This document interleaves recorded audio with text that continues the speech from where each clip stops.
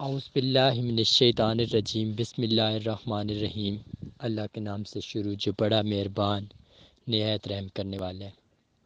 تمام قوتوں کا مالک، تمام عطاؤں کا مالک، تمام بادشاہت کا مالک، نور عین، ہر چیز پر قدرت رکھنے والا، ہر چیز کا مالک خالق میرا کریم رب، دعا ہے رب کریم سے اللہ پاک ہم سب کی حاضری کو اپنی بارگاہ میں قبول فرمائے، اور ہم سب کی جو بھی جائز تمنائیں ہیں، جائز مرادیں ہیں، جائز خیالات ہیں، انہیں اپنی بارگاہ میں قبول و منظور فرمائے۔ ہم سب کو حق اور سچ پر چلنے کی توفیق عطا فرمائے۔ ہم سب کی نیک دعاؤں کو اپنی بارگاہ میں قبول فرمائے۔ ہم سب کو ڈھیر سارا اجر عظیم عطا فرمائے، اور جو آج ہم بیان سنیں گے اللہ پاک ہم سب کو اس کو سننے کی اور اس پر عمل کرنے کی اور اس پر استقامت دکھانے کی توفیق عطا فرمائے۔ آمین ثم آمین یا رب العالمین۔ آج کا جو ہمارا موضوع ہے وہ ہے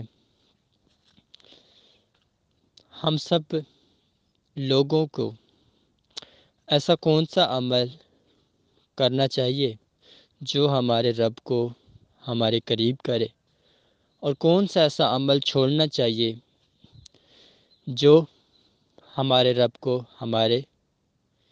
قریب کر لے، دور نہ ہونے دے، جس کی وجہ سے ہمارا رب ہم سے دور ہوتا ہے۔ اس عمل کے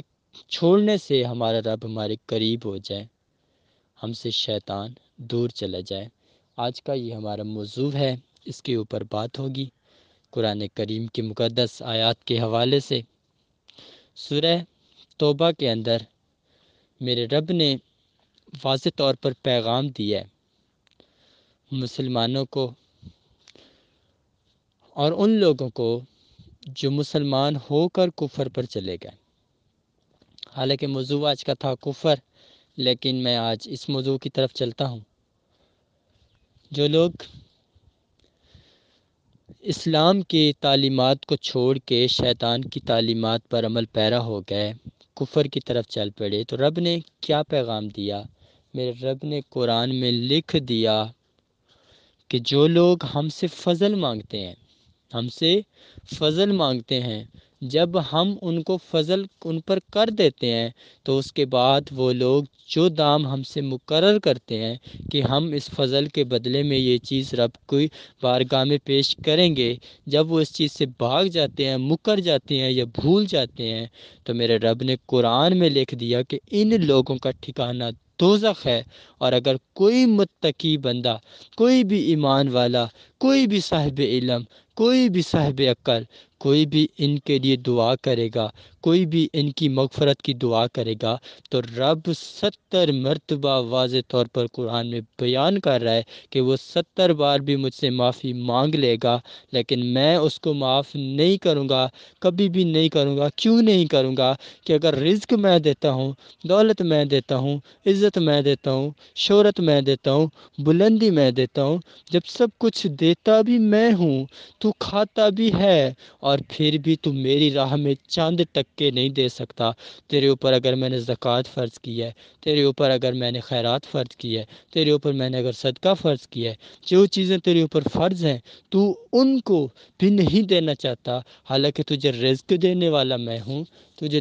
قوت دینے والا میں ہوں، تجھے زمین دینے والا میں ہوں، تجھے ہر چیز دینے والا تو میں ہوں، اور تو اتنا ظالم ہے، اتنا سنگ دل ہے کہ تیرا دل بھی نہیں کہتا کہ میں اپنے رب کی بارگاہ کے اندر کوئی بھی چیز پیش کر دوں۔ اس طریقے سے ایک عقیدت کے طور پر اپنے رب کا نام لے کے کہ میرا رب مجھ سے راضی ہو جائے، جب تو مجھ سے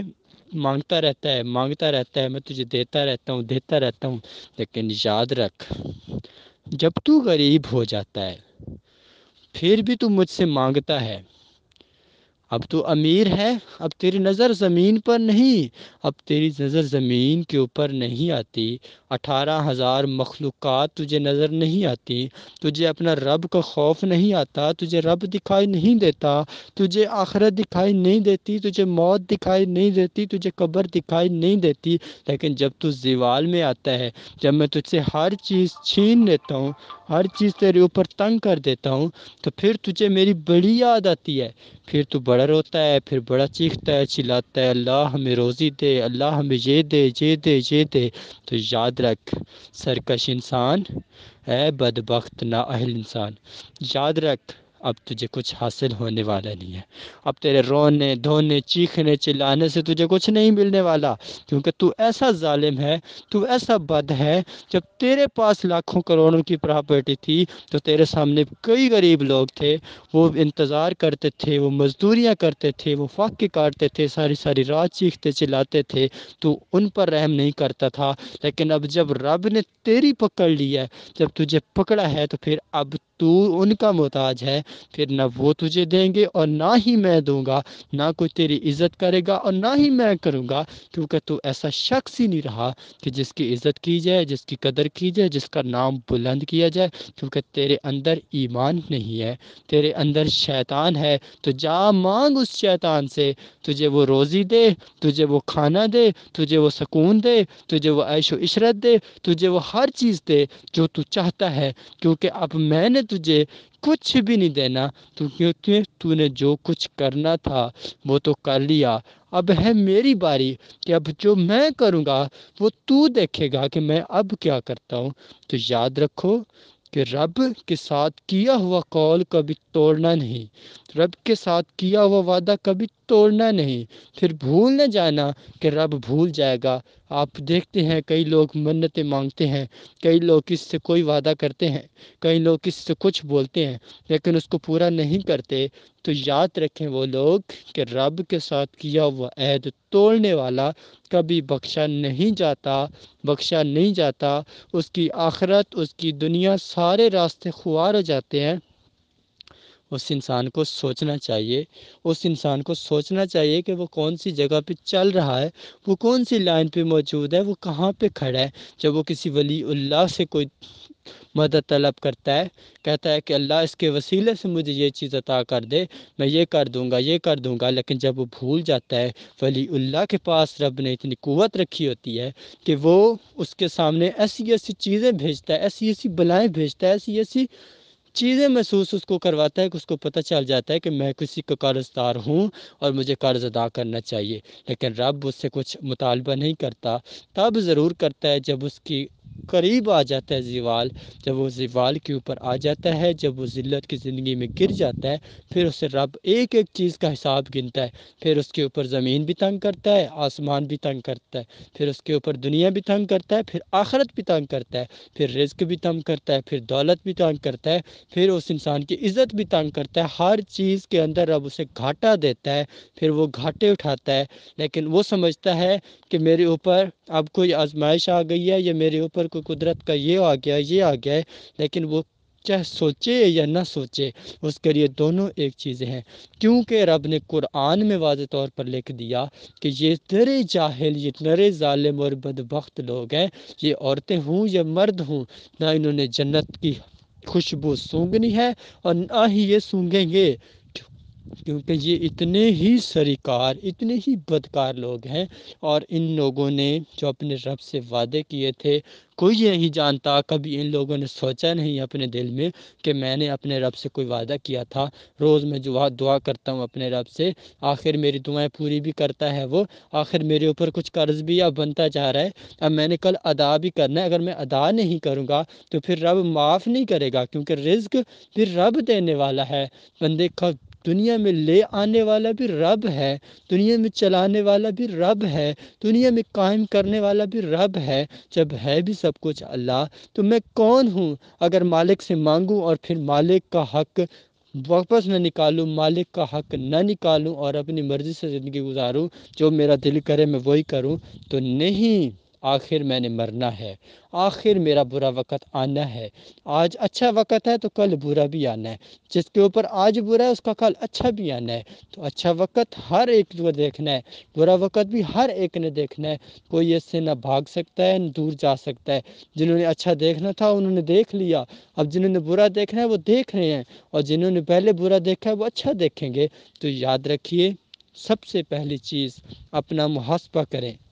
اپنا محاسبہ کریں کہ سوچیں کہ آپ نے کون سا کسی کے اوپر کوئی احسان تو کسی کا نہیں رکھا ہوا اپنے اوپر، آپ نے کسی کا کوئی قرض تو نہیں اپنے اوپر رکھا ہوا۔ آپ یہ چیز سوچیں کہ آپ نے کسی انسان کو کوئی تکلیف تو نہیں دی ہوئی، آپ یہ سوچیں کہ آپ نے کوئی ایسی دعا تو نہیں کی ہوئی جو قبول ہوئی ہو لیکن آپ کو بھول گئی ہو۔ آپ اپنا محاسبہ کریں، کیونکہ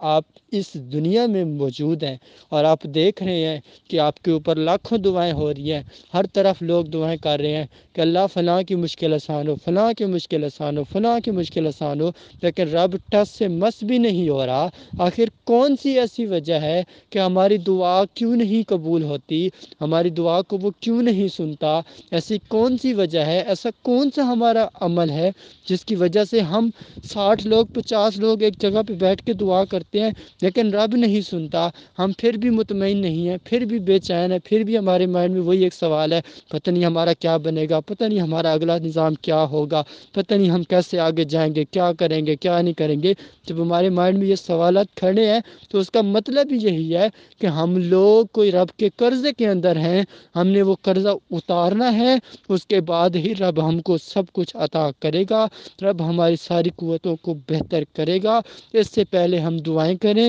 عبادتیں کریں، سب کچھ ملیا میٹ ہے، ناکام ہے، بیکار ہے، کوئی فائدہ نہیں، کیونکہ رب نے جو کہہ دیا کہ آپ 70 مرتبہ بھی ان کے لیے دعا کرو تو میں پھر بھی معاف نہیں کر سکتا۔ تو یاد رکھیے، رب کو منائیے، رب کو راضی کریے، رب کی نعمتوں کو دیکھیے۔ ایسا آپ کون سا عمل کرتے ہیں جو رب کو گوارا نہیں ہے؟ ایسا کون سا کام آپ نے کیا ہوا ہے جو رب کو گوارا نہیں ہے؟ تاکہ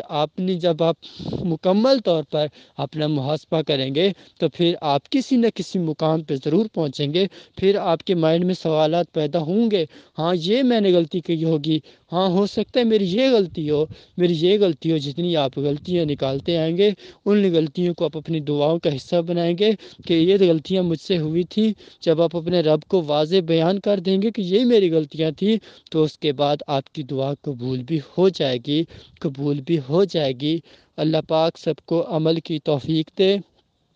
سب کی تمام حاجات اور دعاؤں کو پورا فرمائے، سب کو صراط مستقیم پر چلنے کی توفیق عطا فرمائے، سب کو حق حلال کا رزق نصیب فرمائے، حرام کے رزق سے پناہ عطا فرمائے، سب کی جھولیوں کو آباد فرمائے، سب کو عقل سلیم عطا فرمائے، سب کے اوپر ہمیشہ اپنا خاص فضل و کرم فرمائے، اور سب کی ہر عبادت ہر ریاضت کو اپنی بارگاہ میں قبول فرمائے، اور سب کے ایمان کو مضبوط بنائے، اور سب نے جو مانگا اللہ پاک سب کو عطا فرمائے، اور جو نہیں مانگ سکے اللہ پاک ان کو بھی عطا فرمائے۔ سب کی جھولیوں کو رحمتوں سے بھرے، سب کی جھولیوں کو رحمتوں سے بھرے، ہر ایک کی تمنا، ہر ایک کی مراد، ہر ایک کا مقصد میرا کریم رب پورا فرمائے، ہر ایک کی دعا اپنی بارگاہ میں قبول فرمائے۔ آمین ثم آمین، یا رب العالمین، یا رب العالمین، یا رب العالمین۔